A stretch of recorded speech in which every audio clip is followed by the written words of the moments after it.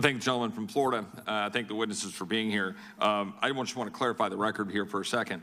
The idea that the fact that fentanyl is caught at ports of entry and that is the only place that is coming through is belied by the facts, and is belied by the facts that the Border Patrol is now distracted processing human beings, just as the judge from El Paso just described, but just ignores the impact on what that does to the actual border. The Border Patrol can't possibly catch all of the fentanyl at the ports of entry, nor catch the fentanyl between the ports of entry. Mr. Daniels, do you agree with that assessment? I do. We've had a depletion in Border Patrol because they've been taken to other areas where processing is more important. And is it your experience that fentanyl pours in between the ports of entry and that fentanyl does in fact get into our communities in mass quantities today due to our open border? Yes. I appreciate that. Now, Mr. Dunn, obviously in the introduction I talked about you being from the county in which I live, in Hays County. You testified, Mr. Dunn, earlier that it was not just Noah who passed away in Hays County last year due to fentanyl poisoning in our community. Is it not true that 3 other Hays Independent School District students died from fentanyl overdoses in our community in Hays County last summer? Is that accurate? That's correct. And a 4th 14-year-old died in January of this year. Just a couple of weeks ago? Yes. Another family. And during the Christmas break, 6 other students were poisoned by fentanyl, but they were successfully saved. And last summer, there were another 8 who were brought back through the use of Narcan. Is that correct? Correct. Mr. Dunn, your lovely bride, Janelle, is Hispanic, yes? Yes.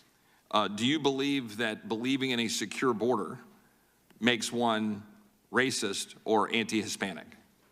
Not in the slightest. Her family actually holds that same position. I thank you for that. You guys have been active now in a number of organizations trying to get out and understand the lost voices of fentanyl. Is that right? Yes. Worked with Ms. Virginia Krieger. Yes. And she's lost her daughter due to Percocet that was laced with fentanyl. Is that correct? Yes. And the people that have been the lost faces of fentanyl, I've done this before. Noah is one of these lost voices due to fentanyl now. He is now. I'm not sure if he's included in that picture. And these pictures are the faces of Americans who are no longer with us due to fentanyl flowing throughout our communities. Now, these are young individuals who are not here today. Now, Noah's not here today. Do you care precisely whether or not fentanyl is coming through ports of entry or between ports of entry, or was your family directly impacted because fentanyl is flooding into our communities one way or the other? However it gets here, it's here. And in your experience talking to other family members and talking to law enforcement personnel, is it your observation and belief that the overwhelming flood at our borders, distracting Border Patrol from being able to carry out their duty to stop the flow between the ports of entry or do inspections at the ports of entry, is resulting in more fentanyl pouring into our communities that is then resulting in the death of Americans and, in fact, the death of migrants in the process? Yes, most of the fathers that I speak with that are not as vocal as the mothers, the common thing they've expressed to me is to come up here and let people know that it's a border issue.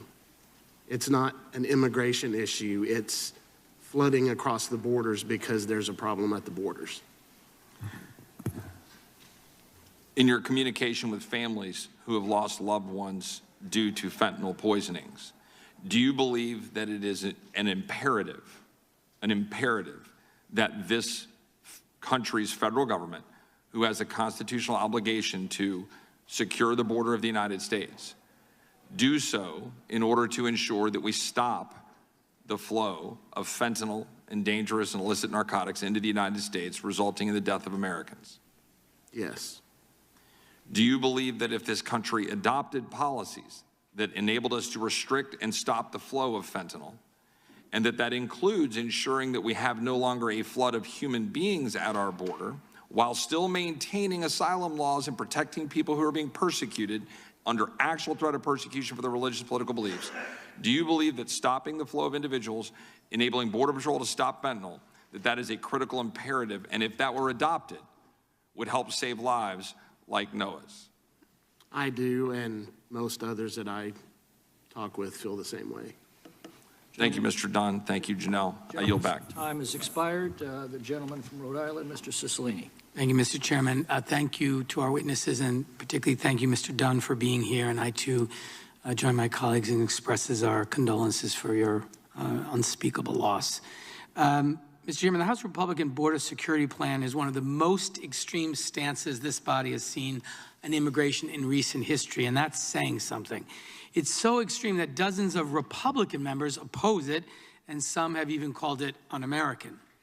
The Republican plan would effectively shut down asylum, including families fleeing communism, totalitarian regimes, and unaccompanied children desperately seeking refuge. This is not only a moral failing to asylum seekers fleeing persecution, it also defies existing laws. We have obligations under international agreements and U.S. domestic law to accept and protect asylum seekers. We can't just ignore these obligations because some want to prey on anti-immigrant and xenophobic sentiments to gin up political support.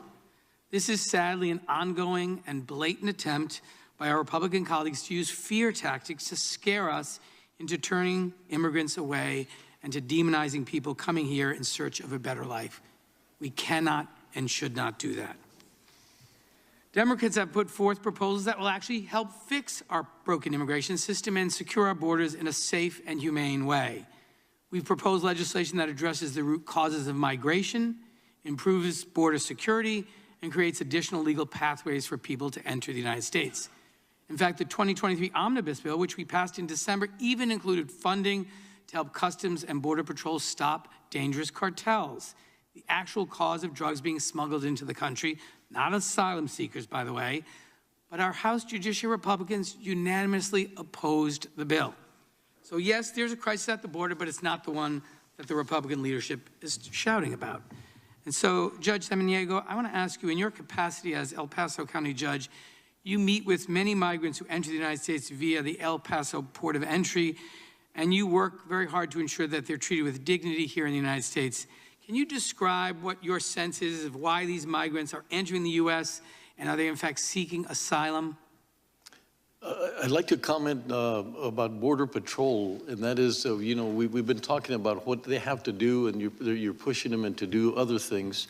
And I can tell you that if we weren't doing our jobs, and I said earlier, we're pushing that you know, back to them, very limited, space is limited, personnel is limited, and we're pushing them back to them.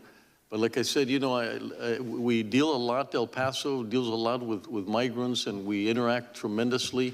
We get to see them at shelters, we get to see them at the point of entry, and they're wanting to come here to work, and they're wanting to do something for our country. And I have to stress that we are very, you know, we're very lucky, the things that they want to do, and the things they want to maintain, and the values that they have for the United States.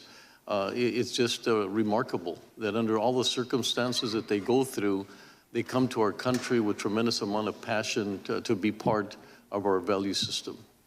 And Judge, what kinds of resources do border counties like yours need to ensure that local officials are able to adequately protect public health and safety, while also ensuring that migrants are treated with dignity and processed quickly and efficiently and consistent with our values as the great democracy we are? What more can we do as a federal government to help you do the excellent work that you are doing in El Paso? The most important thing that we've seen is decompression.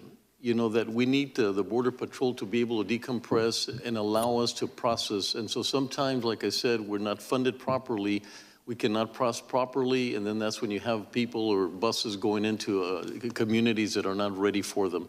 Obviously, we need shelter. Most of the migrants will move out within 72 hours. And I can tell you that not even 1% of the migrants ever stay in our community. And they're moving to other directions. They've got sponsorship. So we really need that support of being able to have shelter for them so that we can accommodate them. Like I said, 40% already have sponsors and they can move quickly, but the others, it takes us about a day, maybe 72 hours to be able to process them, redirect them. And I can tell you that most of them are going to be U.S. citizens. And if you treat them wrongly, they'll remember that. if you treat them properly and you treat them with respect and humanity and humanitarianism, these are going to be part of our residents, part of our citizens, and this is the first face that they have with our country. And I want to be able for them to keep that excitement, have that respect for America, and you do that by treating them properly. So we need shelter, we need food, and we need to be able to use our strategy. Our strategy works. And I wish that someone would take the time to look at what we do for 4 years now. We've been working on this strategy. The gentleman's Thank you, time Judge.